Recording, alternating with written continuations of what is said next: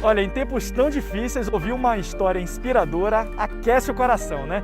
A gente vai te contar algumas delas.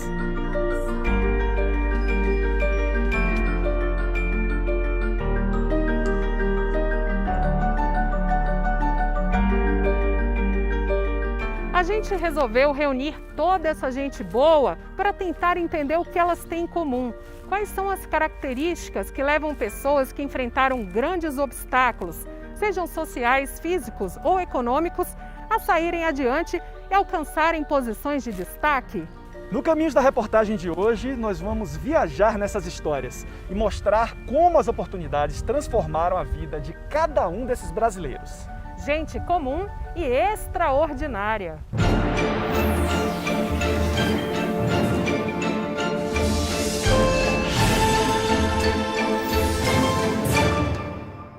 Histórias inspiradoras são muito importantes. A ausência delas pode criar um deserto imaginativo, pode criar um empobrecimento da nossa capacidade de fantasiar e de sonhar.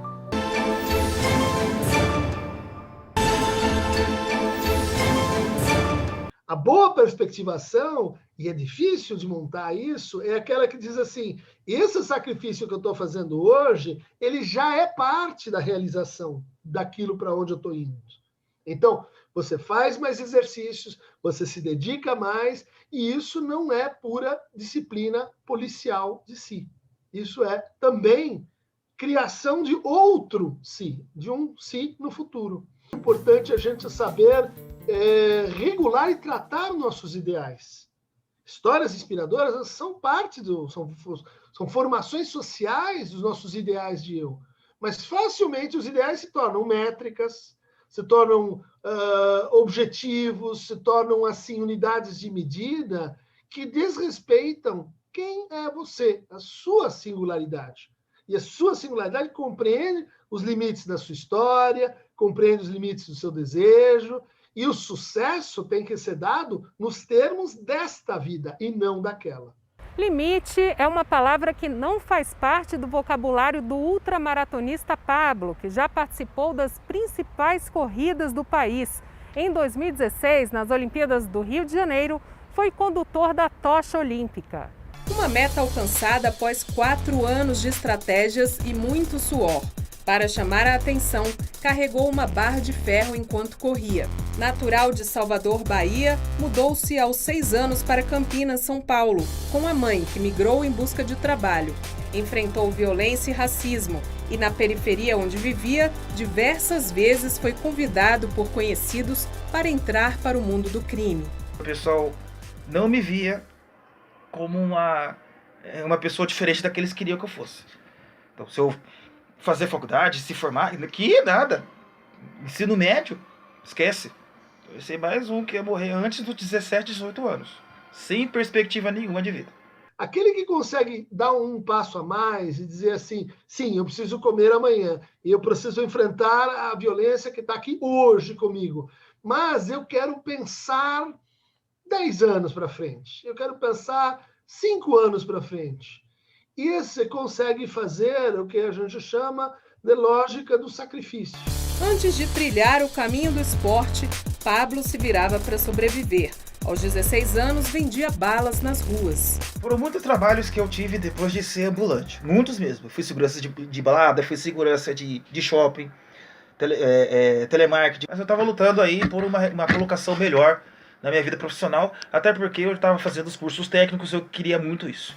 Ouviu no rádio que o Exército oferecia cursos gratuitos para quem se alistasse. Entrou no quartel, onde desenvolveu disciplina e resistência, ponto de partida para a vida de maratonista e para a graduação em Educação Física. Foram 6 anos, 7 tentativas de conseguir uma bolsa 100% no ProUni e eu fui conseguir isso em 2010, graças a Deus. Depois da formatura da licenciatura e do bacharel foi uma sensação de dever cumprido. No mesmo ano eu consegui já trabalhar em escola, que teve um outro universo já para abrir já, em academias depois. E isso cria, então, razões, motivos, para que certos obstáculos elas sejam um impulsionador para aperfeiçoamento, um impulsionador para, assim, um triunfo sobre o outro, sobre a dificuldade, e um triunfo que não é ressentido, Um triunfo que não é assim, eu vou mostrar para vocês que eu não preciso de vocês. É um triunfo reconciliatório. Próximas metas? Muitas. Entre elas, fazer mestrado e estrear nas corridas internacionais, quando a pandemia de Covid-19 permitir. Eu preciso muito cuidado com histórias inspiradoras, porque elas são, por definição, excepcionais. Elas não são a regra. Né?